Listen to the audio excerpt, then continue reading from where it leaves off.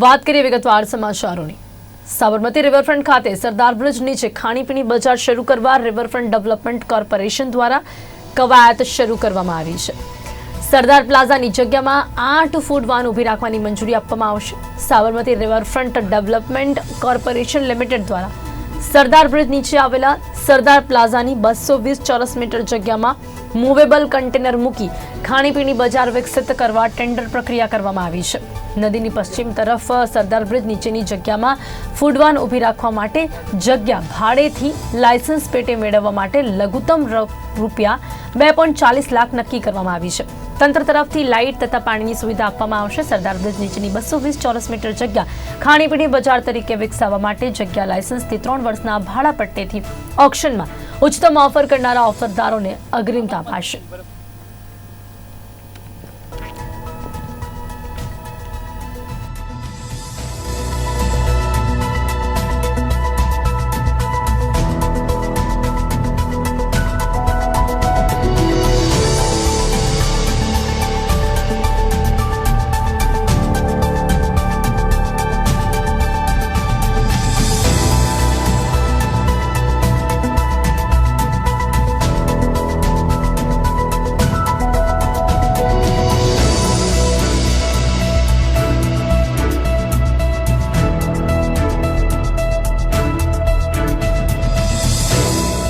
Sabarmati riverfront હંમેશા અમદાવાદનું આકર્ષણ રહ્યું છે અને આ અમદાવાદના આકર્ષણ એટલે કે રિવરફ્રન્ટને મહત્તમ અંશે કઈ રીતે ડેવલપ થઈ શકે તેના માટે સરકાર હંમેશા પ્રયત્ન કરતી હોય છે।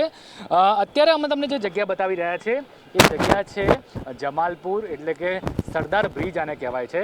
સરદાર બ્રિજની નીચેની જગ્યા તમે જોઈ શકો છો જ્યાં રિવરફ્રન્ટ છે। વોકિંગ ટ્રેક બનાવે છે, લોકો સવારે કસરત કરતા આવતા હોય છે, વિદ્યાર્થીઓ અહીંયા બેઠા હોય છે। પરંતુ હવે સરકાર આ અંગે એક નવું પગલું લેવા જઈ રહી છે કે સરદાર બ્રિજની નીચે રિવરફ્રન્ટ ખાતે ખાણીપીણી બજાર શરૂ કરવા હવે તંત્રની તૈયારી બતાવી રહી છે। જો મહત્વની વાત કરવામાં આવે તો જો Sabarmati riverfront development corporation limited દ્વારા સરદાર બ્રિજ નીચે આવેલા સરદાર પ્લાઝાની જે જગ્યા છે 220 ચોરસ મીટરની જગ્યા છે ત્યાં મૂવેબલ કન્ટેનર મૂકી ખાણીપીણી બજાર વિકસાવવા સરકાર હવે પગલું ભરી રહી છે। સાથે જો વાત કરવામાં આવે તો સરદાર બ્રિજની નીચેની જગ્યામાં ફૂડ વેન ઊભી કરવામાં આવશે અને લગભગ 40 લાખ જેટલી લઘુત્તમ રકમની જે ટેન્ડરની પ્રક્રિયા છે હાથ ધરવામાં આવવાની છે।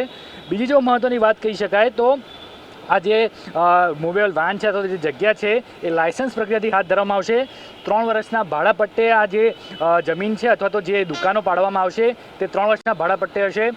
રિક્રિએશન હબ ડેવલપમેન્ટ કરવા 1 જાન્યુઆરીથી 2024ની વચ્ચે આ બીડ ખોલાશે।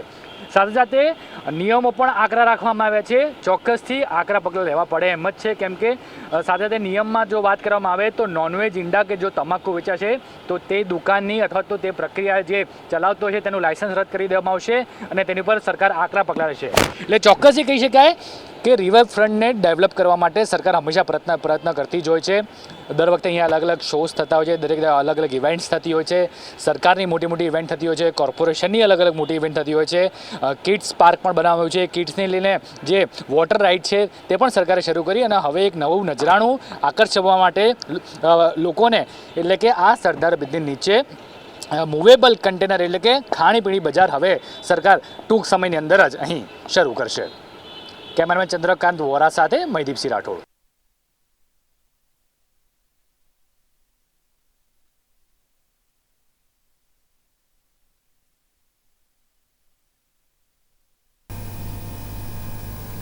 ગુજરાત સરકાર સુશાસનના દરેક વિશેષણોથી સજ્જ સરકાર પ્રજાહિતના ઉત્થાન માટે હર